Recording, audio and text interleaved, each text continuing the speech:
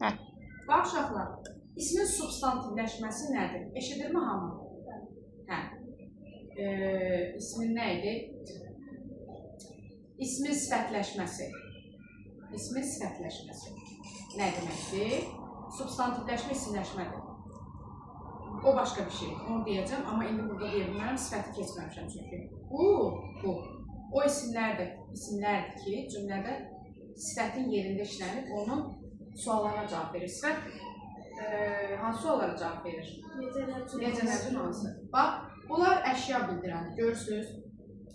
Məsələn, taxta nə? Dəmirli, hə? Kənarda belə deyil. Amma taxta qapı, hansı qapı?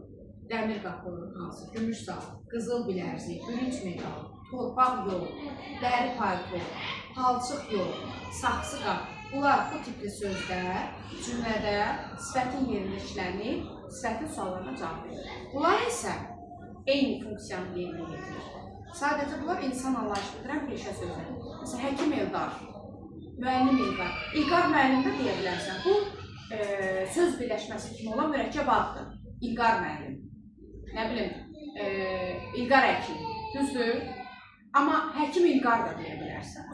Bu da söz birləşməsidir. Amma bu mürəkkəb ad deyil. Bu onun peşəsini bildirir.